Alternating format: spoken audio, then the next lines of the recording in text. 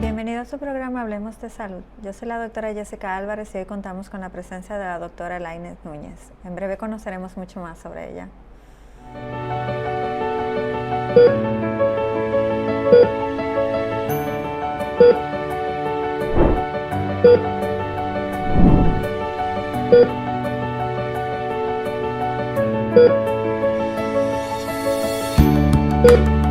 ¿Sabías que el ser agradecido puede tener un impacto positivo sobre tu salud física? Mi nombre es Cristal Santana, psicóloga clínica, y en el día de hoy te invito a que junto a mí reflexiones sobre el agradecimiento.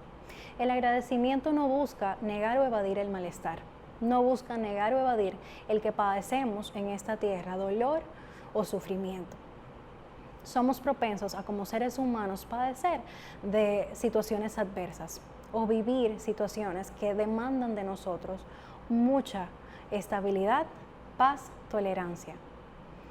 Sin embargo, el agradecimiento lo que sí busca es que tengamos una visión un poco más abierta de la vida. Lo que busca es crear apertura emocional para que no solamente seamos capaces de reconocer el malestar cuando viene y toca la puerta, sino que también sepamos reconocer cuando la alegría nos visita o cuando estamos enfrente de una situación que quizá no muchos tengan el privilegio de vivir. El agradecimiento no busca evadir la queja.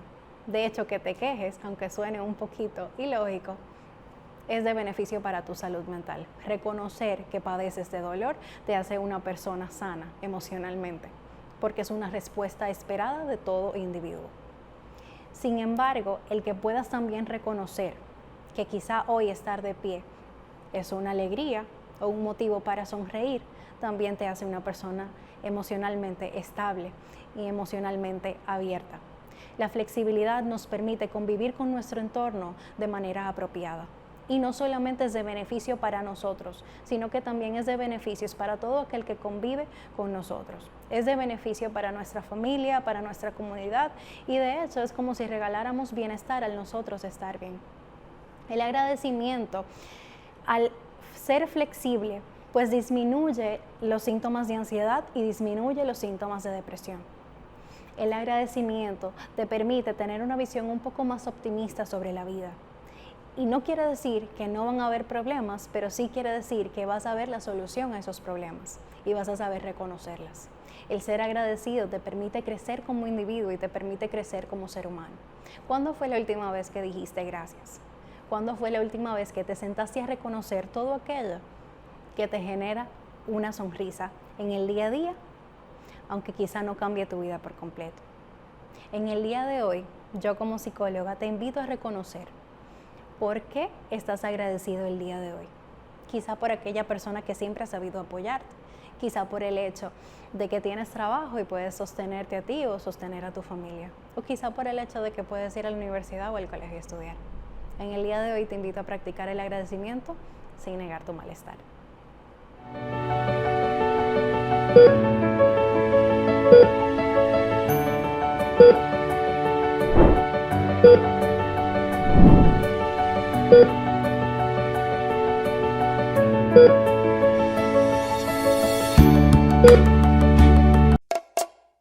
¿Y tú? ¿Por qué tienes SENASA en el exterior? Amores, porque con el plan Larimar yo pongo a los niños y a mamá en el seguro.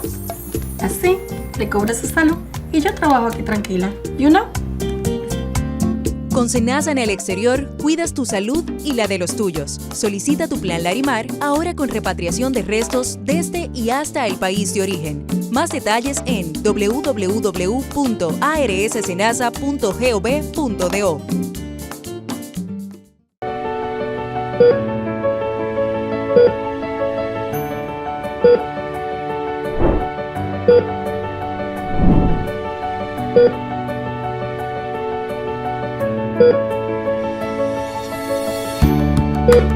Como dije anteriormente y contamos con la presencia de la doctora Elaines Núñez. Doctora, un placer tenerla hoy en nuestro programa. Ay, gracias. El placer es mío, honrada nuevamente de poder participar contigo y con toda tu teleaudiencia, Jessica. Doctora, en su área hoy tenemos un tema bastante importante, las arritmias y la muerte súbita. ¿Qué puede causar las arritmias a una persona? Realmente las arritmias pueden ser multifactoriales. Arritmia es cuando se pierde el ritmo cardíaco normal del corazón. Okay. El corazón funciona con electricidad. La electricidad es lo que le permite al corazón hacer su función de bomba, su función contráctil. Y cuando hay alguna alteración en lo que es la parte eléctrica del corazón, se producen las arritmias y pueden ser por múltiples causas.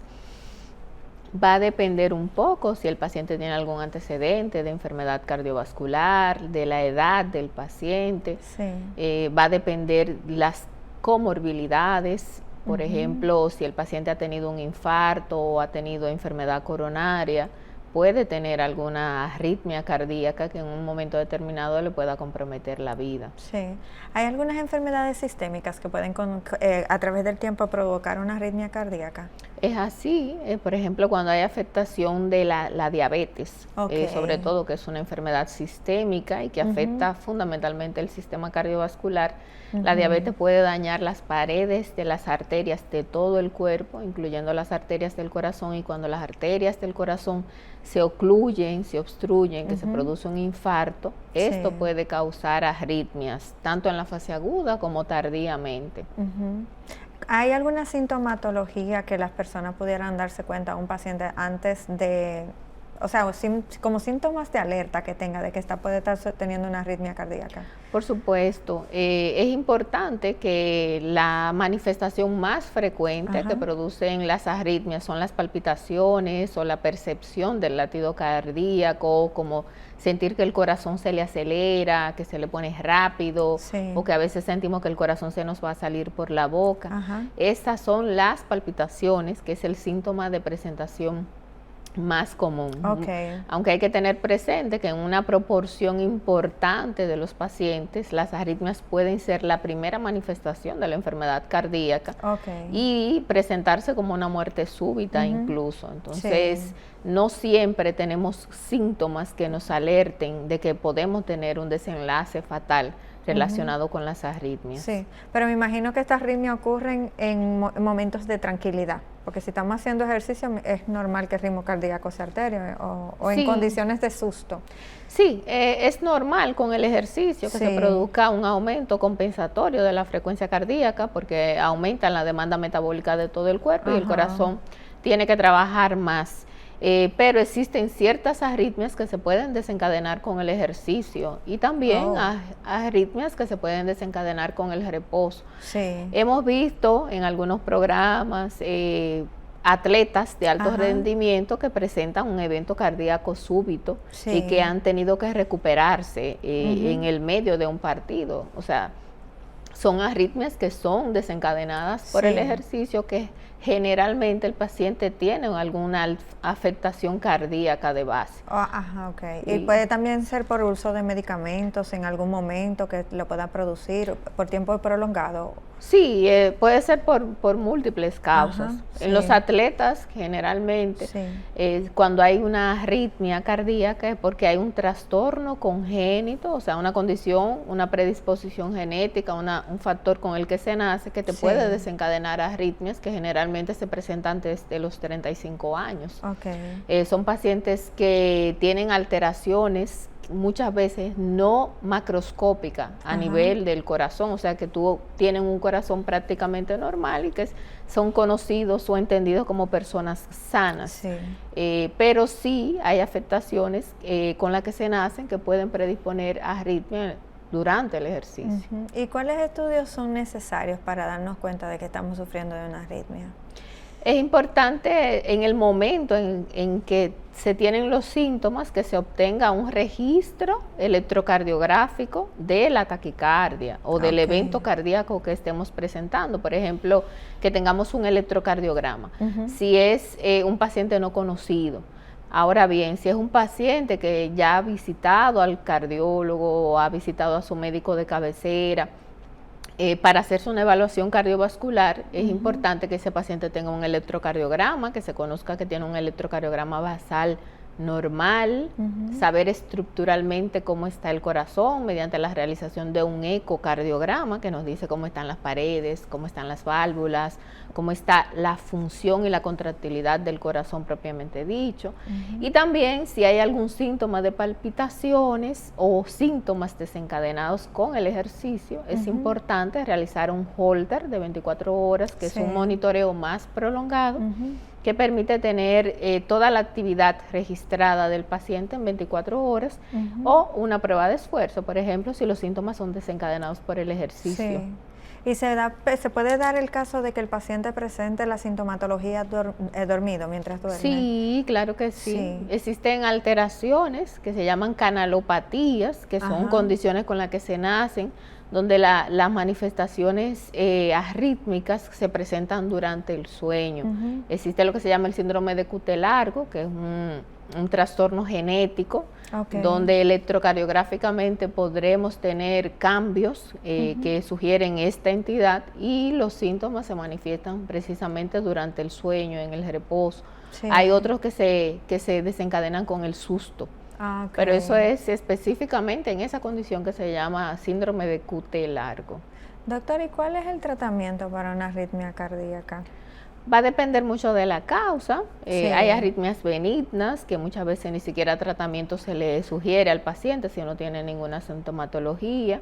La mayoría de las arritmias benignas son multifactoriales y muchas veces son por problemas que no tienen que ver con el corazón, como trastornos de ansiedad, problemas de alimentación, desequilibrio en los electrolitos, deshidratación, relacionadas con el consumo de alcohol. Entonces se le da tratamiento encaminado a la causa, a lo que lo desencadena.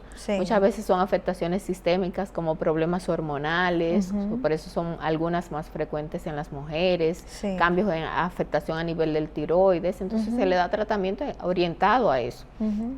Pero cuando el paciente tiene, por ejemplo, una condición cardíaca como tal, muchas veces el tratamiento puede ir desde medicamentos hasta procedimientos que se hacen para eliminar el foco que desencadena la taquicardia, e incluso implante de dispositivos, aparatos como los marcapasos y los desfibriladores, para el tratamiento específico de las arritmias. El marcapaso lo que impide es que haya la transferencia eléctrica innecesariamente. El marcapasos hay diferentes tipos, entonces hay marcapasos que son para ritmos lentos, que es cuando el corazón bombea muy lentamente por un problema de la conducción, que generalmente es un bloqueo. Entonces en esos casos el marcapasos es un aparatito pequeñito que le aporta energía al corazón. Existen marcapasos más complejos, que son los desfibriladores, que es como ves cuando hay una parada cardíaca, lo hemos visto en la televisión, que le ponen una paleta en el pecho y reviven el paciente. Pues existen unos marcapasos que se ponen dentro del corazón, que tienen la capacidad de detectar esos ritmos rápidos y tratarlo, que es un desfibrilador, un marcapasos desfibrilador. Entiendo. Y también existen otros marcapasos para los pacientes que tienen el corazón grande, que tienen una contracción anormal del corazón, que son los resincronizadores, que ayudan precisamente a sincronizar la contracción del corazón. O sea, va a depender un poco de la causa, pero en el caso de las arritmias, propiamente dicho, el marcapasos que se utiliza habitualmente para los ritmos rápidos es un marcapasos desfibrilador, que es como el marcapasos externo que habitualmente vemos por ahí en las películas, en las emergencias, que en países desarrollados lo tienen un marcapasos externo en los sitios donde se confluyen mucha gente, en los estadios, en los aeropuertos, y se instruye a la población para que lo puedan utilizar en un momento de emergencia. Doctora, ¿y cómo es la calidad de vida de un paciente cuando ya tiene un marcapaso? ¿Vuelve a tener una vida normal o siempre hay hábitos que tiene que dejar o cosas que están prohibidas?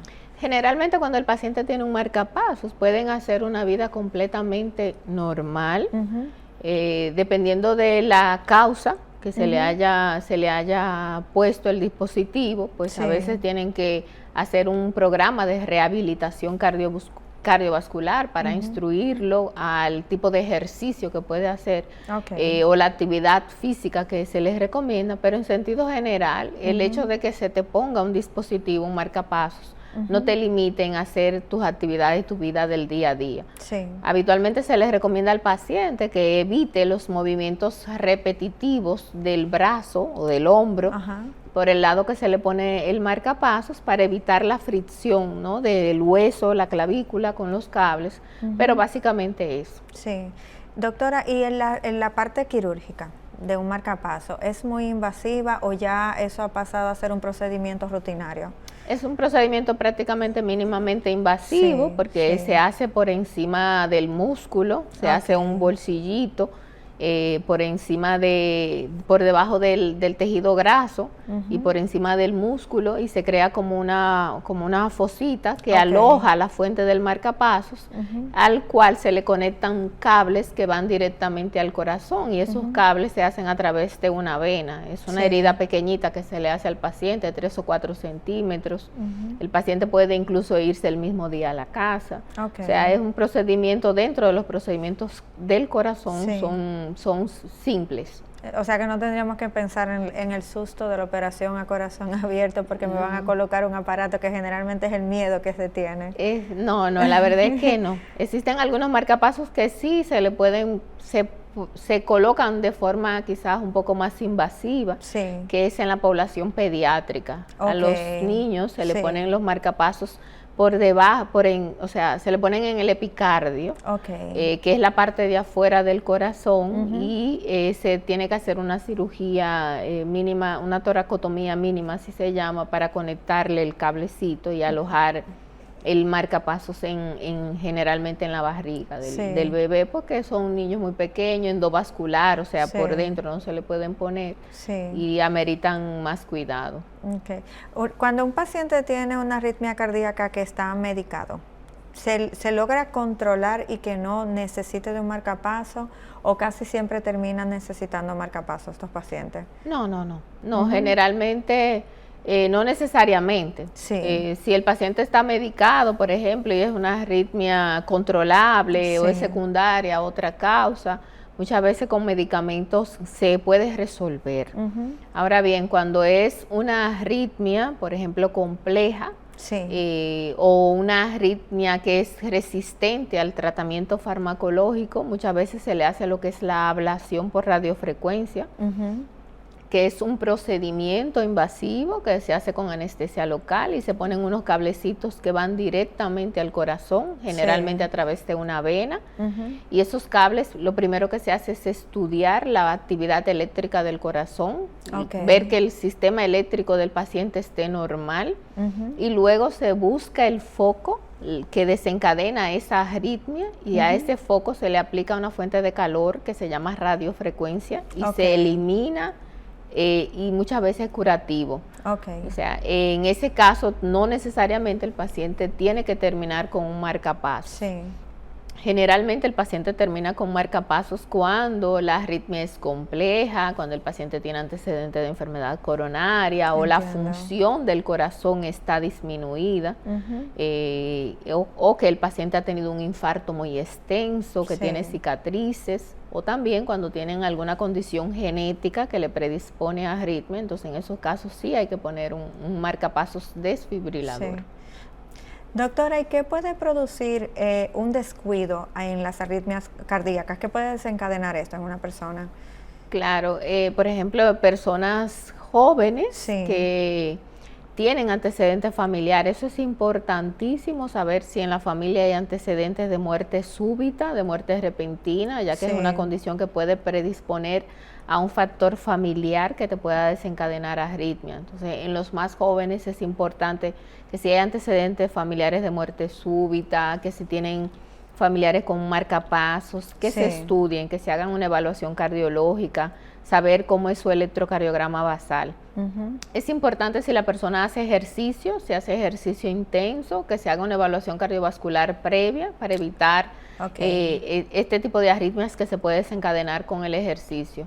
Ahora bien, después de los 35 años es importante los factores de riesgo para enfermedad cardiovascular, como son la hipertensión, la diabetes, la dislipemia, o sea, el tener el colesterol elevado, el tabaco. El tabaco es un factor de riesgo importantísimo para tener enfermedad cardiovascular, el sedentarismo, no hacer ejercicio, el estar en sobrepeso, no comer saludable, la ingesta de alcohol. El alcohol es un cardiotóxico que puede predisponer a arritmias y también te puede llevar a tener alteraciones metabólicas que en un momento determinado también te pueden predisponer a que te dé un infarto. Entonces, el descuido de todos esos factores, no hacer una evaluación cardiológica a temprana edad, puede desencadenar eventos que al final te pueden desencadenar arritmias, incluso a la muerte súbita.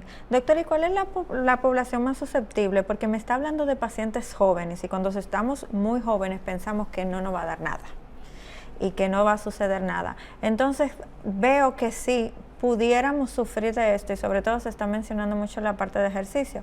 A veces nos sentimos tan sanos que tampoco vamos a un cardiólogo, simple y llanamente cogemos cualquier dieta y hacemos cualquier rutina de ejercicio. ¿Qué tan susceptible es la población joven a sufrir de arritmia? Lamentablemente esto va en aumento y precisamente porque llevamos un estilo de vida sedentario. El sedentarismo es un factor importantísimo para llevar a afectación del colesterol, a tener alteraciones metabólicas o alteración de la glicemia, y todos esos factores te pueden llevar a que te dé un infarto.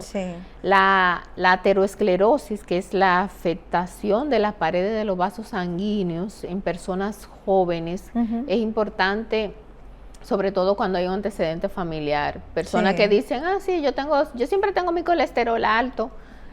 Como que la normativa. Exactamente, pero realmente hay que hacerse una evaluación cardiovascular, identificar que no hayan condiciones que en un momento determinado te puedan llevar a un infarto, porque precisamente el infarto se ve cada vez en etapa más temprana de la vida, y precisamente por esto.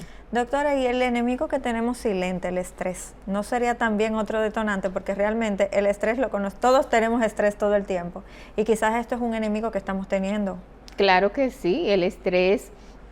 Durante situaciones estresantes se liberan sustancias que se llaman catecolaminas, que aumentan el tono adrenérgico, y en el paciente que tiene algún sustrato, que tiene una condición de base, pueden desencadenar arritmias, infarto, aumento de la presión arterial, que también puede tener un desenlace fatal. Entonces, el estrés de por sí es un factor de riesgo para enfermedad cardiovascular. También es un factor de riesgo para tener infarto sin enfermedad coronaria, que es lo que se llama el síndrome de corazón roto, que es donde el principal desencadenante es precisamente situaciones estresantes en personas aparentemente sanas. Y esas personas aparentemente sanas simple y llanamente tienen arritmia o llegan a una situación ya muy penosa.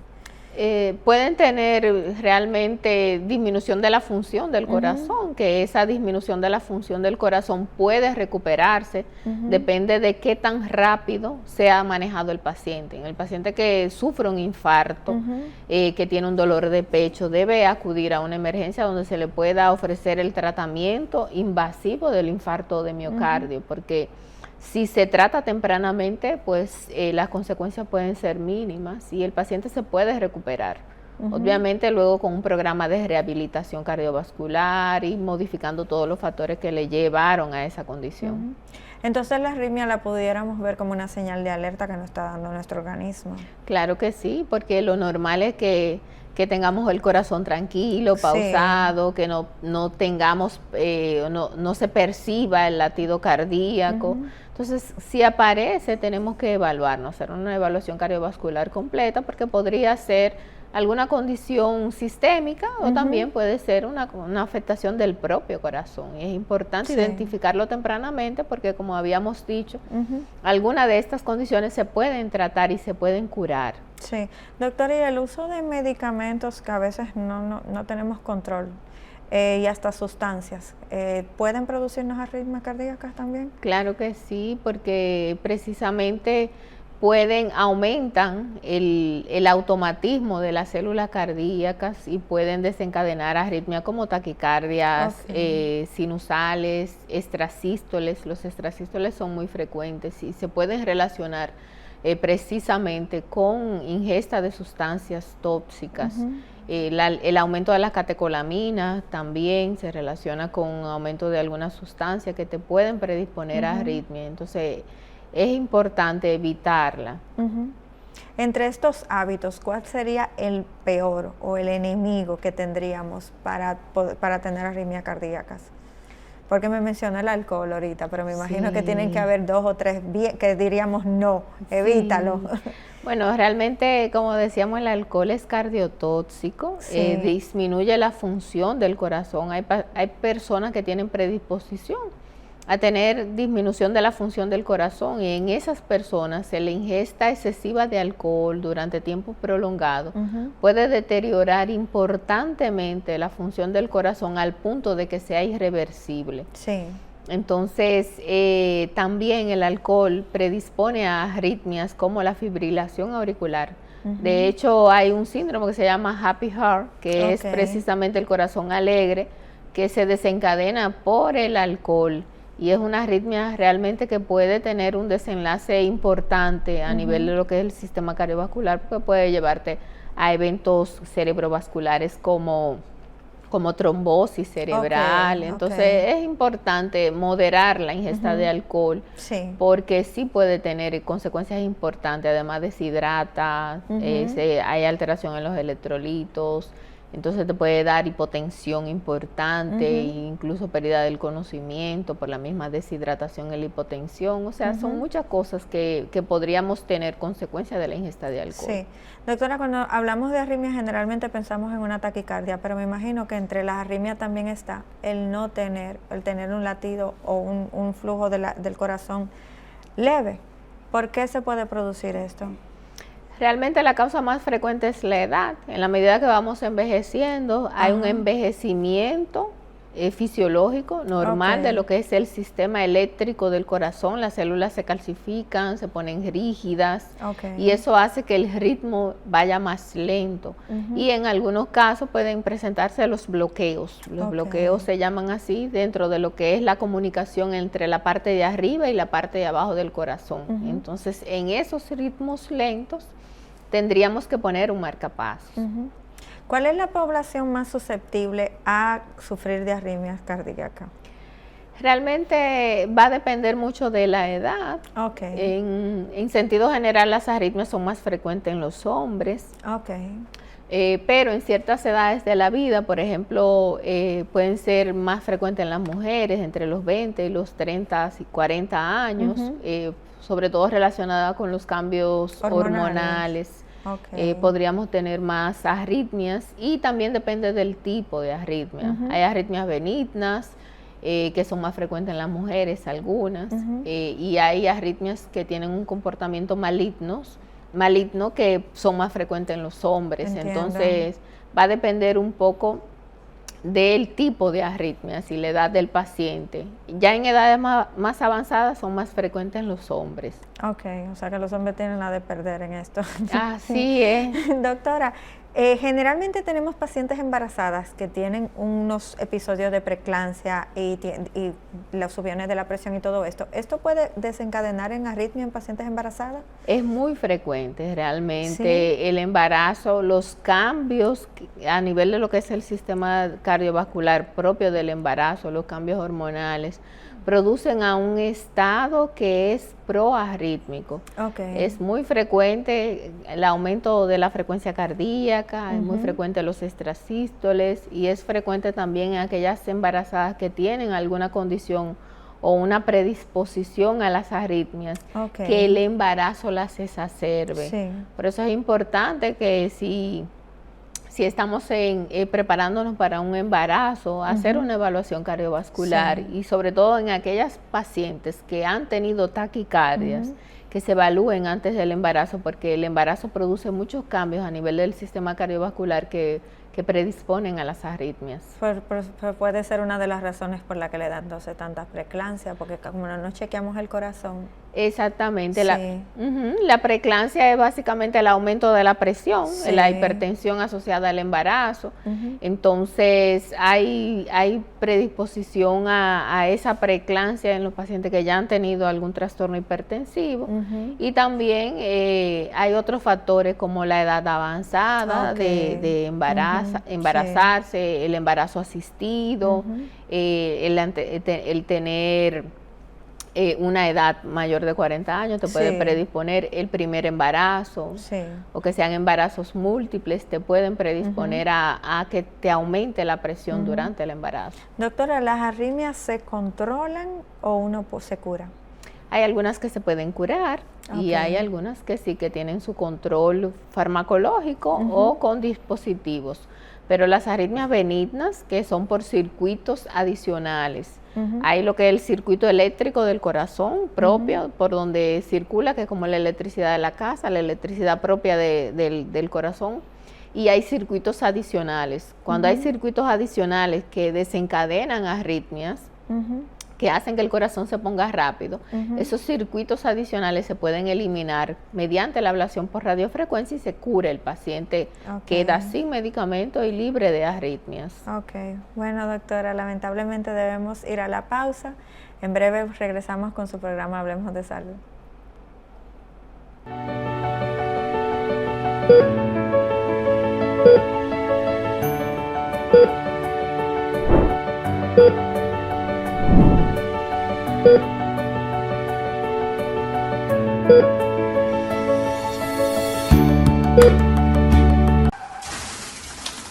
Los accidentes de tránsito no ocurren por accidente, sino por imprudencia.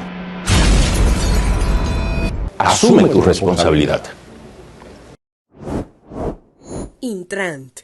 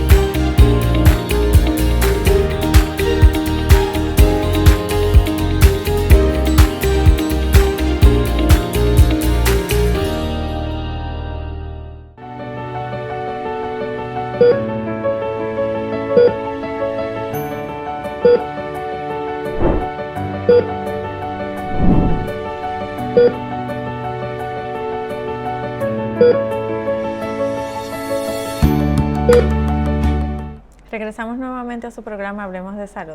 Doctora, nos quedamos con algunas preguntas de la arritmia. Ya estaban a hacer preguntas tipo tabú, que me imagino que le hacen con frecuencia.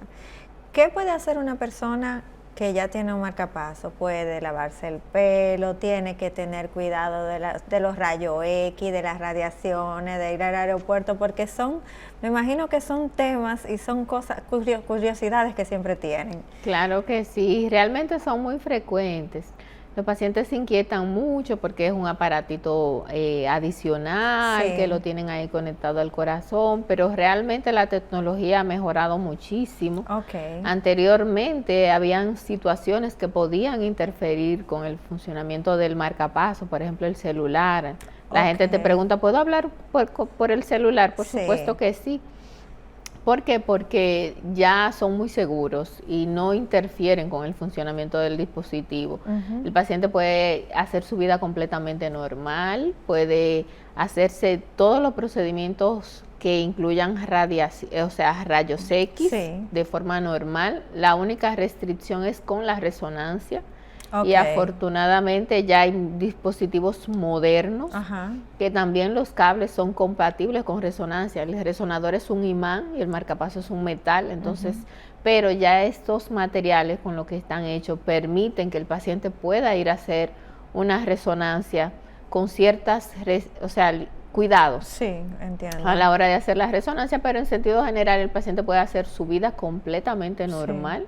utilizar cualquier instrumento de la casa. Muchas veces dicen que si no pueden utilizar el microondas. O que si está lloviendo, que si hay un rayo no van a salir a la calle. Exactamente, tampoco jalan metales, Sí. porque no es un imán que tienen ahí en el pecho. Y también pueden ir al aeropuerto, o sea, pueden no va a pasar los sonar. controles. Puede anunciar que tiene un dispositivo Por si acaso. para que le hagan un chequeo manual, porque como utilizan detectores de metales para que no vayan a pasar un mal rato, Sí, pero claro.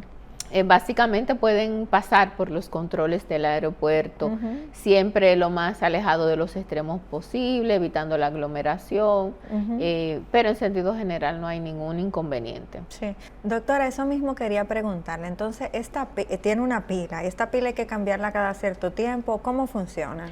Realmente el marcapasos tiene en todo su circuito Ajá. la pila, que es como la batería, Ok. y también tiene todo un material interno, un circuito que es el que hace la función de sensado, de entregar la energía y todo eso. Ajá. Cuando se cambia el marcapasos, hay que cambiarlo todo, Ok. porque la pila está dentro del dispositivo. Esa fuente se conecta a unos cables que van Ok. directamente al corazón, y si los cables están bien, los cables no se cambian, Ok. se dejan ahí. Pero Ok. la pila sí, que es lo que tiene el marcapasos, que es Exacto, una que lo sola, hace funcional. exactamente, que es una sola fuente. Doctor, otro tema que íbamos a tocar era lo de la muerte súbita. ¿Qué es una muerte súbita? Realmente la muerte súbita es la muerte repentina e inesperada en una persona aparentemente sana, Ok. en donde los síntomas comienzan al menos una hora antes, en una persona que no se conocía que estuviera enferma. Eso es una muerte súbita, Sí. una muerte repentina, inesperada en una persona en buen estado de salud, o que ha sido vista con vida en las últimas 24 horas. Sí. ¿Y cuáles son los síntomas iniciales que pudiera estar teniendo una persona que le vaya a dar una muerte súbita, que quizás nosotros pudiéramos tener una alerta?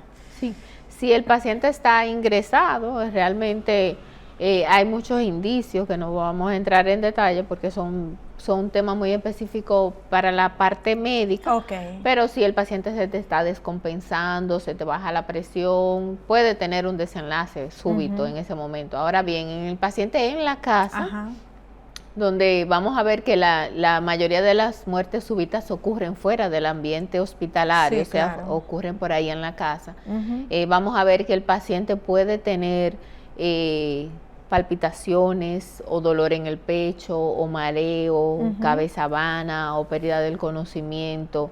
Generalmente la muerte súbita está relacionada con un trastorno del ritmo, que es una taquicardia ventricular, un ritmo rápido a nivel de los ventrículos, en la parte de abajo del corazón, que como se colapsa el corazón rápidamente, hay una contracción caótica, desorganizada, eso impide que llegue el flujo de sangre al cerebro y a todo el resto, y el corazón se para y el individuo se desconecta del medio ambiente, ¿no? Sí. Y cae al piso. Entonces, en esos casos, esas arritmias muchas veces pueden tener previamente algunas palpitaciones, Ok. mareos, sudoración, debilidad o dolor de pecho. Sí. ¿Y qué puede hacer una persona que esté sintiendo en el momento este tipo de sensaciones y de sintomatología? Si hay una persona que presenta una parada cardíaca o que presenta un evento súbito cerca de nosotros, fuera de, por ejemplo, fuera del ambiente hospitalario, un personal no médico, Sí. lo primero que hay que hacer cuando una persona cae al lado de nosotros, que no responde ni respira, es pedir ayuda, es lo primero. Sí. Y luego existe una técnica que se instruye al personal no médico que se llama RCP, solo con las manos. Sí. RCP significa reanimación cardiopulmonar, y es la maniobra que nos permite hacer el masaje cardíaco o lo que es la contracción Sí.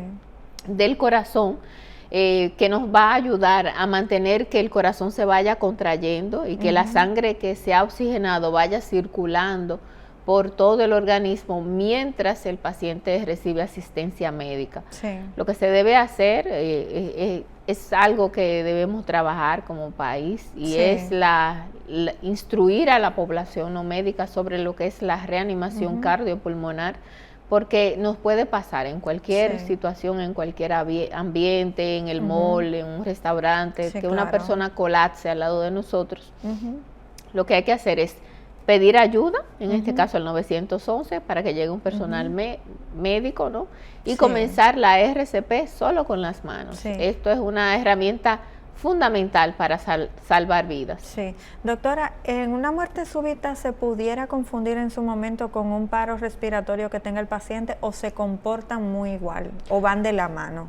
Pueden ir de la mano porque obviamente cuando hay una parada cardíaca el corazón se detiene y deja de funcionar todo el cuerpo, entonces tú vas a tener un paro respiratorio secundario, ¿no?, a la parada cardíaca. Entonces, pero sí también hay personas que pueden tener un paro respiratorio y la misma hipoxemia, o sea, el paro respiratorio cuando el paciente deja de respirar, ya sea por una condición que tenga pulmonar de base o que no le llegue el suministro de oxígeno a los pulmones porque tenga una obstrucción, un cuerpo extraño, o sea, puede hacer una parada respiratoria y como no está oxigenándose, no le llega sangre oxigenada al corazón y en consecuencia el paciente podría tener una parada cardíaca. Entiendo. O sea, van de la mano. Una te puede llevar a la otra.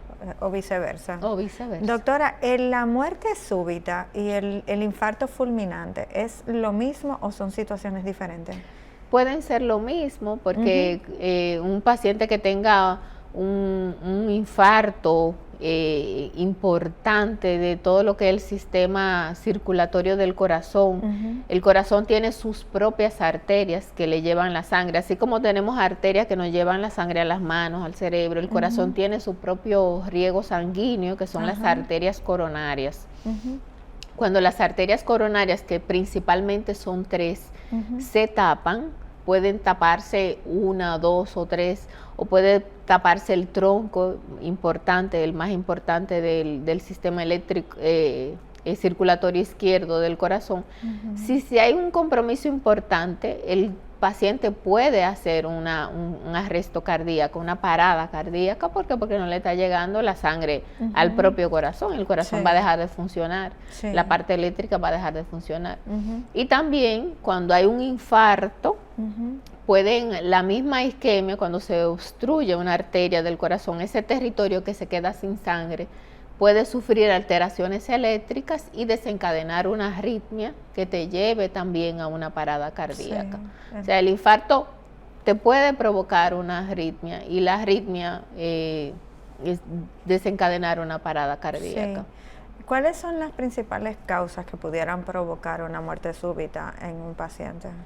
En los pacientes de mayor edad, en los adultos mayores de 35 años, la causa más frecuente en el 80% de los casos es la enfermedad coronaria. O sea, que el infarto, el paciente que es hipertenso, obeso, sedentario, que fuma, todos son factores de riesgo para que te dé un infarto. Esa es la causa más frecuente. Ahora, en personas jóvenes, menores de 35 años, generalmente son problemas con los que se nace, condiciones, predisposición, trastorno eléctrico que pueden llevar a arritmias y muerte súbita, como es la cardiomiopatía hipertrófica.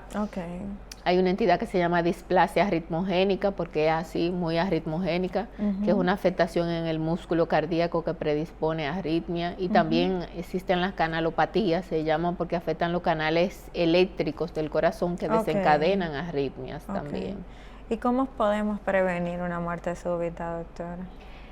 Es importantísimo. ¿Cómo podemos? En personas jóvenes que tienen antecedentes familiares de muerte súbita, que tienen antecedentes en la familia de personas que hayan muerto repentinamente, familiares de primer grado, o que tengan algún síntoma relacionado con el corazón, como palpitaciones o dolor en el pecho, hacer una evaluación cardiovascular, hacer una evaluación cardiológica que incluya sobre todo la realización del electrocardiograma y del ecocardiograma, que nos va a decir estructuralmente cómo está el corazón.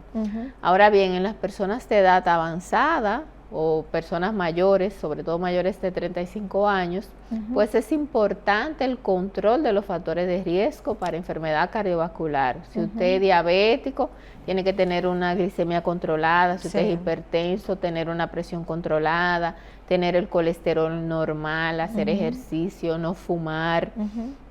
Porque todos estos factores en algún momento determinado pueden predisponer a arritmias que te pueden llevar a un desenlace fatal, o sea, una muerte súbita. Entonces, la evaluación cardiológica y el control de los factores de riesgo en los adultos es elemental para evitar una muerte súbita. Sí, si tenemos alguna persona que posiblemente en algún momento esté sola y esté teniendo sintomatología de que puede estar pasando a través de, no queramos llegar a un desencadenamiento de muerte súbita, ¿qué pudiera hacer en el momento? En el momento, lo más importante es pedir ayuda. Pedir ayuda. Y si sospechamos que el paciente está teniendo un infarto porque se ha quejado de un dolor en el pecho, si tenemos una aspirina, dársela masticada y acudir a una emergencia lo más pronto posible. Ahora bien, si el paciente colapsa ahí en la casa, pues la maniobra de RCP, reanimación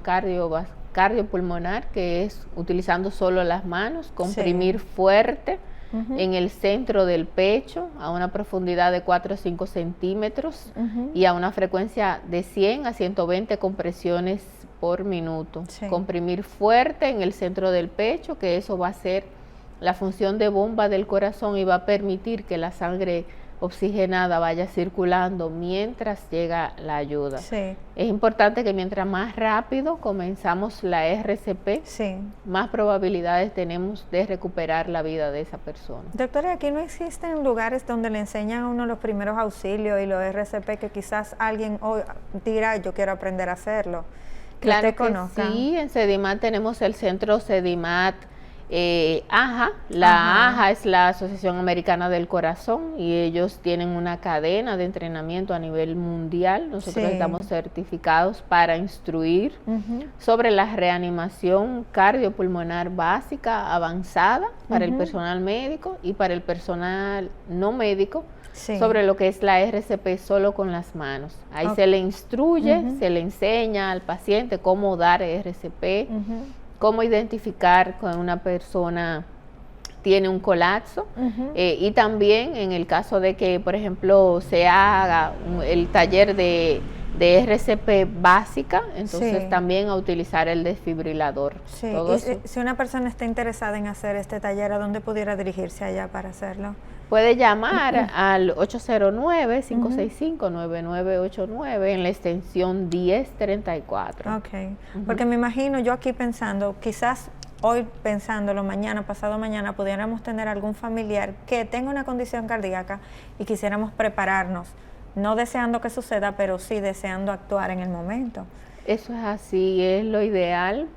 De hecho, debería ser una política nacional de que se le instruya desde las escuelas, a los niños, a dar reanimación en los mayorcitos también, y en sentido general, porque desafortunadamente la enfermedad cardiovascular es la principal causa de muerte en todo el mundo, tanto en hombres como en mujeres, y muchas veces la parada cardíaca puede ser la primera manifestación de una enfermedad cardíaca. Entonces, todos estamos expuestos a que en un momento determinado no suceda y podríamos necesitar saber RCP, y es una maniobra que nos permite salvarle la vida a alguien. Claro. Doctora, ¿qué tan frecuente es la muerte súbita en nuestro país? Porque siempre estamos pensando a nosotros, a mí no me va a tocar.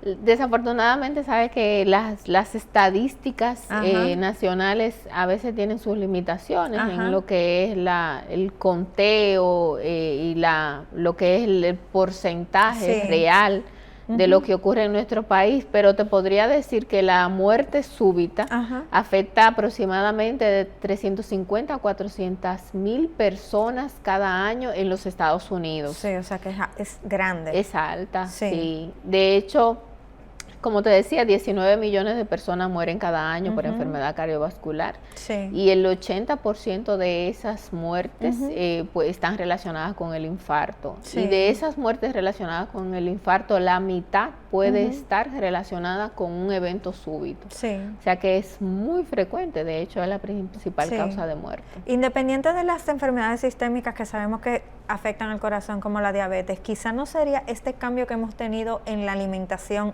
rápida que ha hecho que se desencadenen más condiciones cardíacas. Es así, ese es un factor. Sí. El sedentarismo, ya estamos muy metidos en lo que es la computadora, la tecnología, las redes sociales, el teléfono, no queremos hacer ejercicio, no queremos estar al aire libre, no queremos caminar.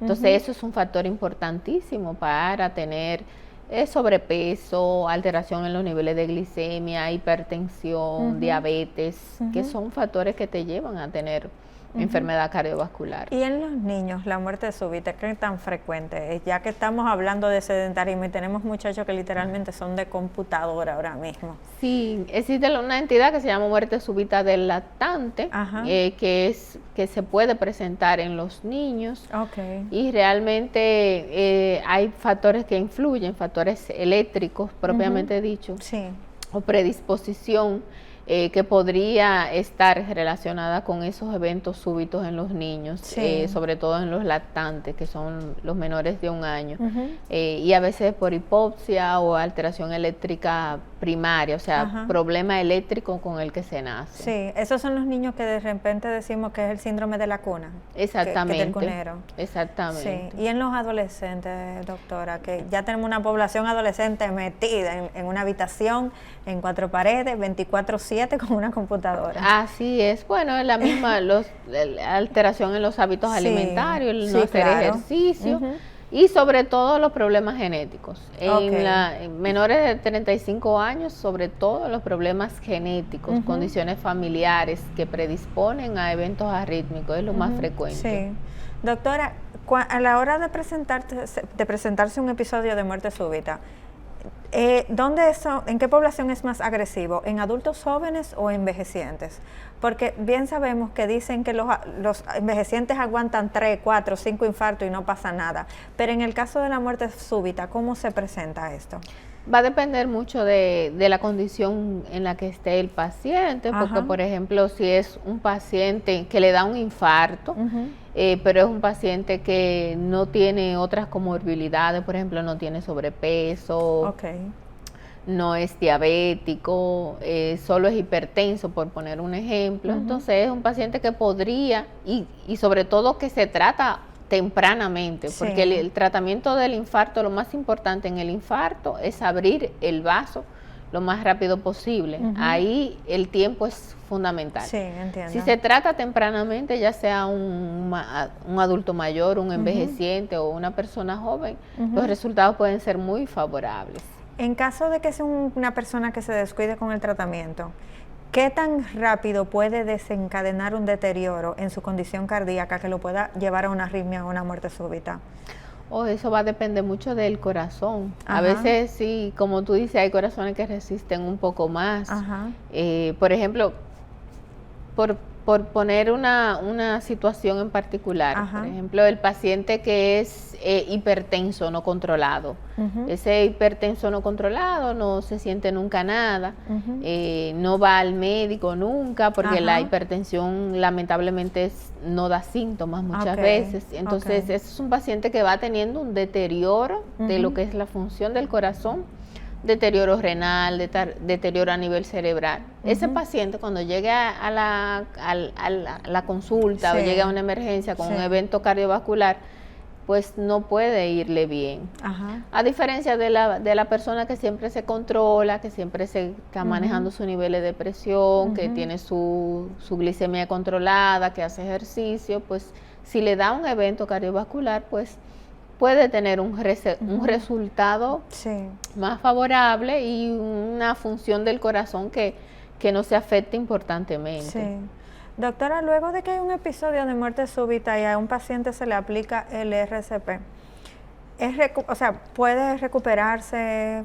¿Puede sobrevivir? ¿Cuáles son las probabilidades? Sí, realmente si el paciente recibe RCP en los primeros 5 minutos, la posibilidad fuera del ambiente hospitalario de que ese paciente salga luego del alta del hospital en buenas condiciones, sin afectación neurológica, por ejemplo, actualmente las cifras son de un 10%. Pero va a depender de qué tan tempranamente se le dé reanimación cardiopulmonar al paciente. Entiendo. Hay una pérdida de la probabilidad de un 10% por cada minuto que pasa. Por cada minuto que nosotros dejamos a una persona inconsciente, sin darle asistencia, se va perdiendo el chance de que... Y si tenemos 5 minutos subiendo, multiplicándolo por 10, son un 50% que perdemos en 5 minutos de descuido. Sí, absolutamente. Es importante tempranamente cualquier acción que podamos hacer en una persona que está a punto de perder la vida puede ser la diferencia. Y de esos daños neurológicos que acaba de mencionar, ¿cuáles son los que pudiera tener un paciente que haya sufrido no muerte súbita porque no llegamos, pero sí el episodio? Exactamente. Bueno, va a depender mucho del grado de compromiso que haya habido, del tiempo que haya estado ese cerebro sin llegarle sangre. O sea, depende mucho del tiempo, pero puede ser consecuencias neurológicas leves hasta graves, dependiendo todo de qué acción, que haya una acción en el momento. Bueno, doctora, lamentablemente se nos ha acabado el tiempo. Si desea dejarle algún consejo a la población con respecto a esto, sobre todo con lo del RCP. Sí, es importante saber reanimación cardiopulmonar. La RCP salva vidas. Es una maniobra que nosotros podemos aprenderla muy fácilmente. Y como decíamos, puede ser la diferencia entre la vida y la muerte. Esa es una. Y lo otro es que hay que cuidarse. Es importante identificar los factores de riesgo para enfermedad cardiovascular, saber cómo están nuestros niveles de presión, cómo están nuestros niveles de glicemia, evitar el fumar, evitar la ingesta excesiva de alcohol, hacer ejercicio, hacer un chequeo cardiovascular temprano, porque todos esos son factores que en un momento determinado pueden tener un desenlace fatal, pueden provocar una arritmia cardíaca, una muerte súbita, un infarto al miocardio. Entonces, estas son cosas que nosotros tempranamente podemos evitar, llevando una vida saludable. Doctora, si alguien desea contactarla, ¿dónde pudiera ir? Ya estamos en CEDIMAT, en el 809-565-9989, en la extensión citas. Bueno, doctora, muchísimas gracias por haber venido a nuestro programa. De verdad que este tema es bastante interesante y sobre todo porque es prevenible. Esto ha sido todo por hoy en su programa Hablemos de Salud y se despide hasta la próxima semana la doctora Jessica Álvarez.